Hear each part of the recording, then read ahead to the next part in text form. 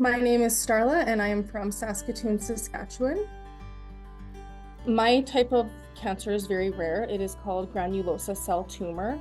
And I actually Googled last night just to kind of see where it was at with like the percentage wise. And it's actually granulosa cell tumor accounts for like 2 to 4% of all ovarian cancers, which just kind of gives you an idea as to how rare it is. Back in 2010, when I was diagnosed, there was really no information on it. There was no guidance as to how to treat it. And at that time, I think I was very naive because I didn't even know that ovarian cancer was a thing. And then just the more we kind of looked into it, it didn't seem to be a disease for someone like my age. A lot of the cases that we were finding with ovarian cancer was of like older ladies, right? Or older people that had it. And so um being 23 with that type of a diagnosis, I remember going to treatment and I just wanted so badly to see somebody my own age. It was very difficult to kind of make those connections to find other people that were dealing with, the potential loss of fertility, losing your hair at 23. Um, I mean, those may seem kind of trivial, but as a 23-year-old, with it's to me, it was a very big thing. Losing my hair was a very big thing. And so I really, really wanted that connection. And I never was able to have that when I was first diagnosed. Dating with ovarian cancer is very difficult because, I'll meet somebody and then you kind of go through that phase of like asking questions and getting to know each other. And then once it hits a certain point, I feel like now I have to make a disclosure.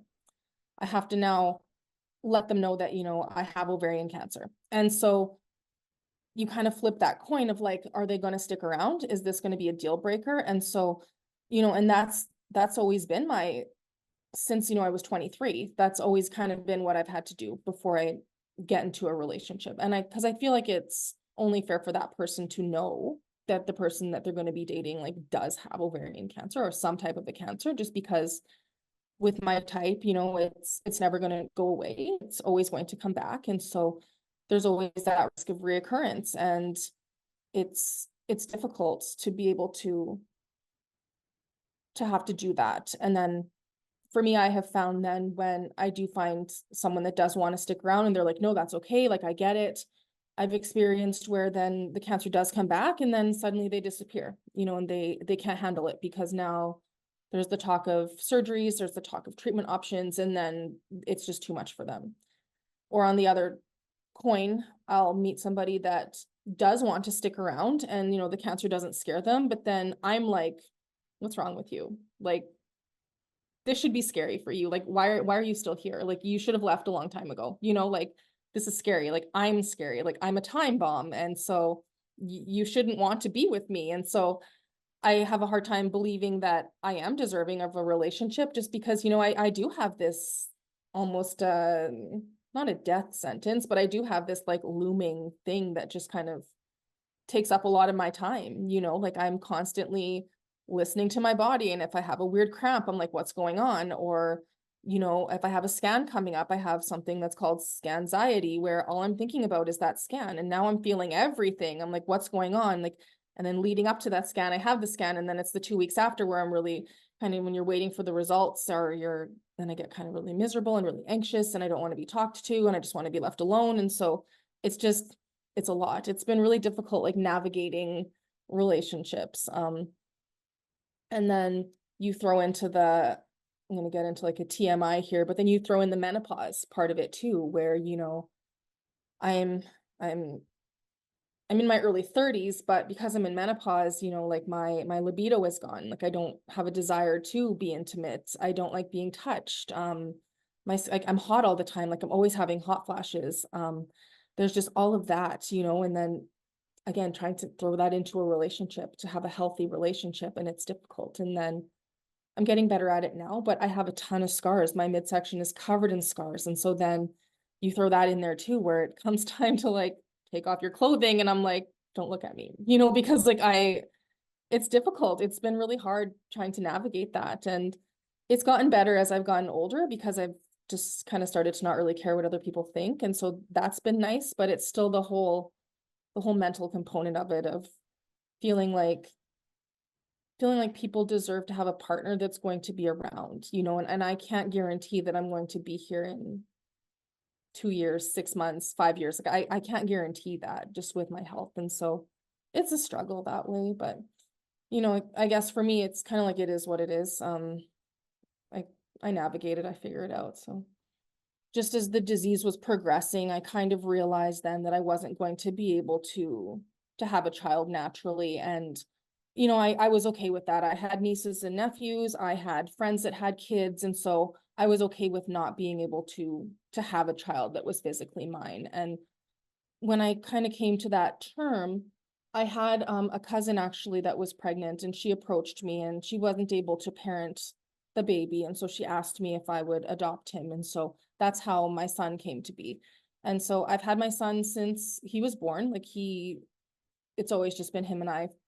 And it's been a really great and really positive experience. But then when you throw the whole cancer thing into it, it kind of makes things complicated, because now, you know, it's hard to explain things to him, because now that he's 6, he is very smart. And so he knows a lot. I think he knows a lot more than he lets on. And so talking about ovarian cancer and talking about support groups, he gets really anxious whenever he hears that word. Like I can't even tell him that I'm going to see my doctor, because then he's very anxious about that. And I don't really know what his little thought process is behind it, but I know that he doesn't like when I go. And so then with that, as a single mother too, I'm left dealing with, well, what will happen to him when something happens to me?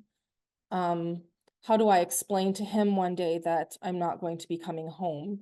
Who's going to who's going to love him like I do when I'm not around? And so those are really hard things to have to deal with. Just being a single mom. Um, he's the best thing that's ever happened to me, because the one thing I always wanted in life was to be a mom. And so being able to be his mom has just been the greatest blessing. It's just really scary now navigating as the disease progresses, it gets difficult. I've known from pretty early on that there's no cure for my type of cancer. Like I've known pretty early on that it's going to keep coming back. The periods in between reoccurrences is going to get smaller. I've lost quite a few friends to ovarian cancer where, they've had a clean scan. Like, so they've had no evidence of disease. And then 2 months later, they're palliative. This is a very aggressive and a very scary disease. And with survival rates not changing in 50 years. And it's just, the survival rates are so scary. And it's something that I've always just had to, I guess, it's just my reality, like I don't have a choice. Like I could sit and cry about it, but it's not going to change the outcome. Um, I lived my life from diagnosis until like 5 years, really naive. I didn't think it was going to come back. And then when it came back and it was very aggressive, it was all over my entire midsection. When I woke up from that surgery, I kind of went into the surgery with the mindset that if I come out of this and I live, that I'm going to live my absolute best life. And so when I came out of that surgery and I was alive, that was kind of my turning point. Like I still had bad days, don't get me wrong, but I was going to embrace every moment. I was going to make the most of every situation, whether it was positive or negative. And so that was my turning point for me to realize that, yes, I have this cancer. It's not going to go away, but it doesn't have to stop my life. I don't have to lay there and wait for it to come back until I don't wake up. I can still work a job that I love. I can still go on vacations with my friends. I can still go on road trips with my son. Like it doesn't stop me from doing anything. I've decided to share my story because when I was first diagnosed, I really was looking for someone like me. I wanted to see a face that was like mine, that was going through similar things. I just wanted to be able to have a conversation with somebody, to connect with somebody. And I didn't have that. And so whenever I share my story, I hope that I could be that person for somebody that may be feeling that same way.